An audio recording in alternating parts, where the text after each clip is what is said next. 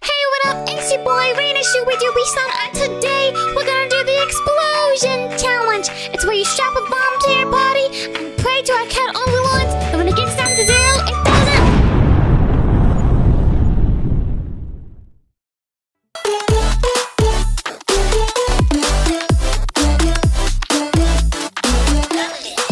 Hey you! My name is Reina. If you're new here, welcome. If you're not new here, why are you still alive? I thought I buried you with the others. Before we get into today, I just want to say I'm trying to get to 40k by January, and we're so close. So, if you're new here, please consider subscribing so that I can be one step closer to harnessing my full power. So I can be one step closer to being your friend forever. I'm an anime girl with a chronic coffee addiction, and in the late hours when I'm up at night and cringing at everything I did the day before, I saw a video that talked about a new TikTok challenge. Now, I don't go on TikTok. I post on TikTok, but literally, when I do that, I ignore everything I see on my homepage, upload my wonderful videos, and hop off before I force myself to endure the agony once more the next week. I have never explored TikTok because I value what little sanity I have left.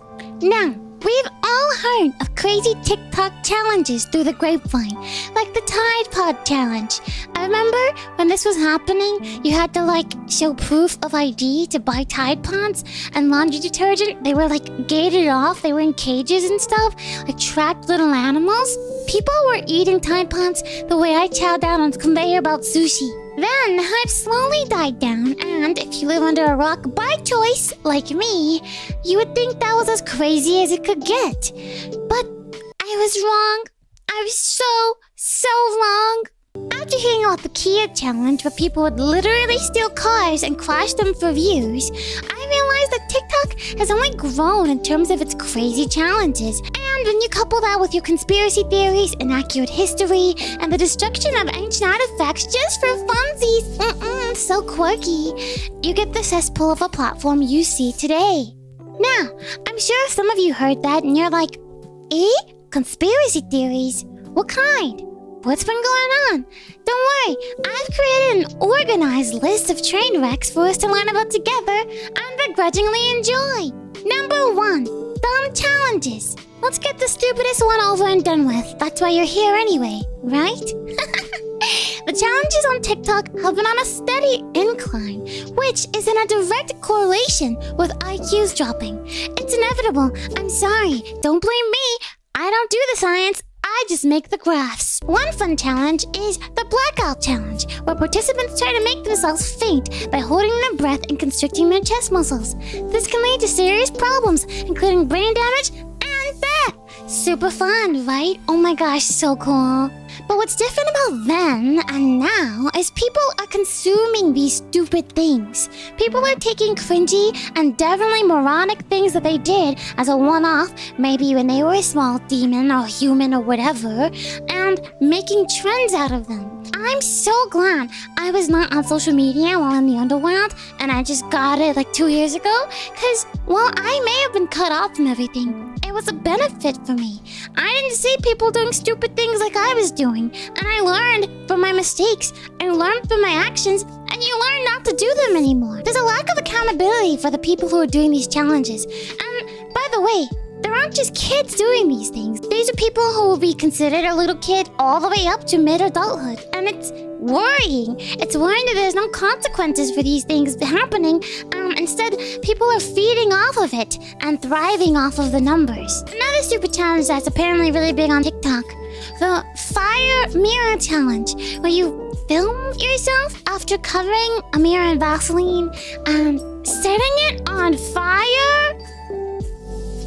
What? And then you put out the fire with your hands or other body parts? Wow, so cool. Oh my god, you have 3rd-degree burns? That's sick, bruh. I can't wait to do it too. Then there's the Benadryl challenge, where you take excessive amounts of Benadryl to have some kind of otherworldly experience or something. But obviously, it's not safe. I mean, listen, buddy. If you want, an otherworldly experience, I'll just take you down to the underworld with me for a little dungeon party that's way more safe, way more fun, and far less demons you'd be battling. Oh, and more torture too. Lots of torture. One final fun and quirky challenge that I missed while purposely avoiding this app like the plague is the burning pile challenge. I'm not sure why so many of these challenges involve fire. Can someone explain this to me? After doing research on this specific trend or challenge, I was actually unable to find anything specific to lying in the rubble, but I really like this part of the article because it's so ridiculous, so take what I say here as a grain of salt, but it's still pretty outlandish. But apparently, for this trend, you're supposed to take a video of yourself lying in a pile of rubble, like you're in a major accident. And the idea is for it to look as realistic as possible so that people will worry about you or think something genuinely terrible has happened. What? You're just worrying people for what? Why? Can you imagine you are like the family member of someone who's a TikToker and you just peruse TikTok and you see that and now you have it in your head that this person that you care about, this family member, is genuinely hurt and needs help? I just can't imagine. I can't fathom why. Why that's a trend. Making yourself look injured. My favorite note about this trend on the site that I'm looking at here is that it says the best way to prevent this trend from becoming dangerous is to ensure you're not pretending to be in a pile of rubble. Like, yeah, sure. I was just about to go lay down in my usual 3 p.m. rubble pile while blasting Boulevard of Broken Dreams and crying about Chick-fil-A being closed on Sundays. But since this article specifically said not to do that, I won't. Think of the children, you monsters! So, we've talked about some dumb trends. Surely that's the worst of it, right? Wrong! You're so wrong! Stupid! You thought that was all TikTok has to offer? Psst. Get a load of this guy, am I right? Number 2, conspiracy theories. There are a plethora of conspiracy theories on TikTok where there are so-called historians or fans of classical history spreading incorrect facts that inaccurately depict way of life back then. I frequent a lot of historian channels on YouTube, and one that I actually remember hearing about was this theory on ancient Rome never existing. It always blows my mind talking to people who have invested their lives in the study of ancient Rome because y'all don't seem to realize it didn't exist. It was bred in circuses. It's a circus, man. Believe it or not, this is only one example of this going on the platform. There's tons of different historical facts being misinterpreted or trending like it's the truth when it's not. And it's a genuine problem. Please do not go and find this TikToker, by the way. Please do not harass them. I'm merely using this as the most egregious example of how the spreading of false history and facts can shape a lot of the conspiracy theories we see on the platform. And the kind of mentality that goes forward in these current generations where you see maybe history being misremembered or misunderstood. This also goes onto the fashion history side of TikTok. I'm sure a lot of you don't peruse the fashion history side of TikTok, right? But for me, the reason I even heard about this was because one of my absolute favorite creators, Karolina Zabrowska, reacted to a lot of the fashion history facts that are shared on TikTok. And while some of these are genuinely harmless and it's just people having good fun, the way that it frames how we look at the past can warp it and make it something that was more in line with our thinking today. 3,000 women died in a 10-year period due to their crinoline hoop skirts catching fire. They were also dragged or crushed by passing carriages and machinery. Again, if anything sounds really like shocking, it's usually blown out of proportion. Here is some copyrighted waltz music. 1, 2, 3, 1, 2, 3, turn, turn, turn, turn, turn, turn, blah, blah, blah, blah. I think the problem with fashion history is that aesthetics often come before interest in actual history. So we discover what we like by the looks of it first, and then we place it in a particular period, and also then we discover the context in which those dresses or outfits were worn. I think it's different when you're just interested in history, because obviously if you're interested in the medieval times, you would also be interested in, you know, not only the wars, I guess, but also what kind of technology they used and what daily lives looked like. Whereas in fashion history, it's kind of like secondary. Like, you should be interested in that, but also you don't necessarily absolutely have to know how many times a day they ate, if you know what I mean. We want to relate so badly to the people of the past, but maybe it's easier to appreciate it for what it was without imposing our more modern perspectives on it. Because the truth of the matter is, society has evolved. Yes, I know. We live in a society. So to frame the decisions that were made back then as a reflection of now, or to try to view it through the lens of right now, maybe isn't entirely accurate. We should just be thankful that we have so many precious and priceless things from history to appreciate and remember. Which brings me to our final section. Number 3, destroying ancient artifacts. This apparently is something that went viral on TikTok earlier this year, but it outraged anyone who either saw it or heard about it.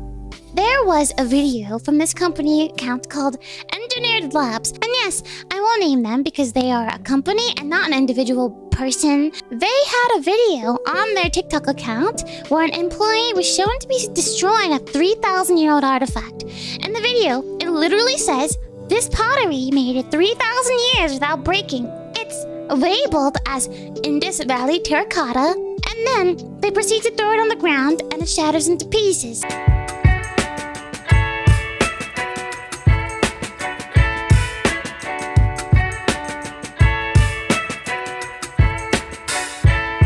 Apparently, this was just said to grab attention, and it's actually a replica. But this company is actually known to purchase fragments from historical artifacts and sell them on its site.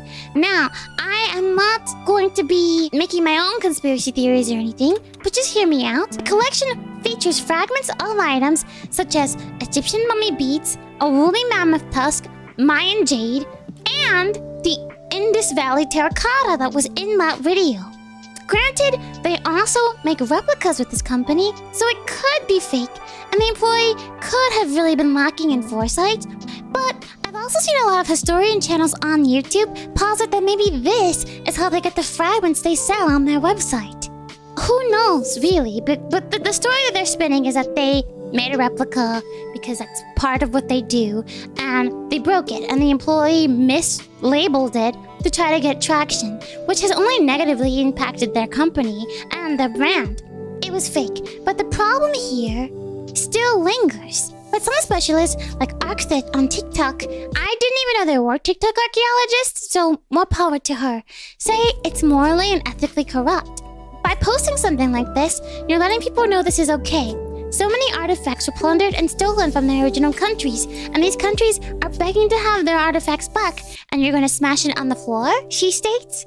Apparently, it even led to some people giving the company a 1-star review. Now, I'm not a historian, I'm not an archaeologist, I'm just someone who dabbles in it, like stepping into a shallow pond or a kiddie pool, you know? But I am curious what you guys think of this. It does show the lengths it will go to for views and likes on TikTok. To an extent, I'm happy that this didn't become a bigger thing on the platform. I'm happy this didn't get added to the very long list of dumb TikTok challenges.